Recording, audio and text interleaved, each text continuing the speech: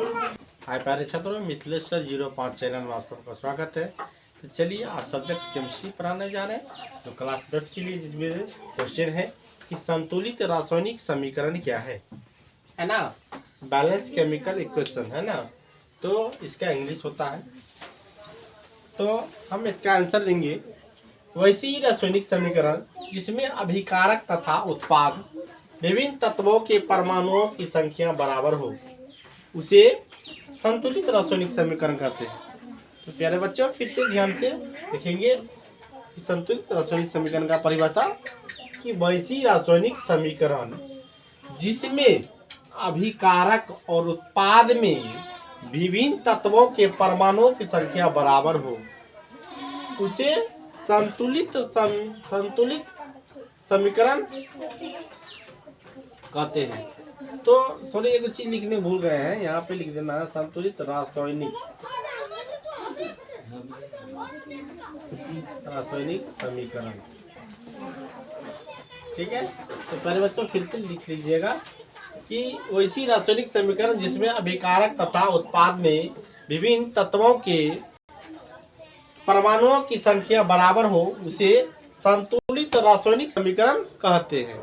ठीक है, तो हम आगे बढ़ते हैं कुछ उदाहरण के तौर पर। मान के चलो यहाँ पे क्या है, जिंक और सल्फ्यूरिक अम्ल है H2SO4 सल्फ्यूरिक अम्ल है ना। इससे अभिक्रिया कर करके जिंक है, जिंक सल्फेट है ना, और प्लस हाइड्रोजन बनता है।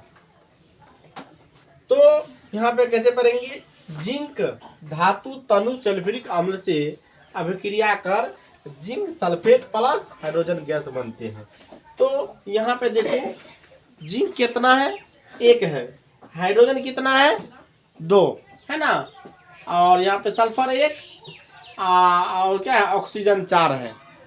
इसका बैलेंस कैसे होगा, जिंक 1 हो गया, सल्फर 1 है ना, ऑक्सीजन 4, हाइड्रोजन कितना है, यहाँ 2 है, तो इधर भी क्या होगा, 2 है। तो दोनों बगल बराबर है ना, तो ये समीकरण संतुलित है।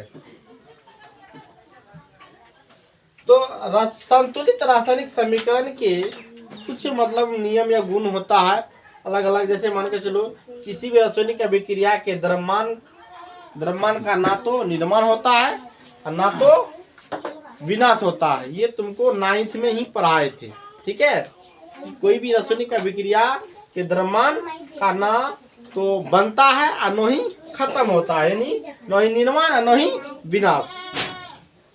दूसरा नंबर बोलेंगे, किसी रासायनिक समीकरण को संतुलित करने में द्रव्यमान के संरक्षण के नियम को पालन होता है। ठीक है, तो प्यारे बच्चों आज इतना तो ही पढ़ाकर आप सबको फिर हम नेक्स्ट अगले दिन मिलते हैं। Thank you.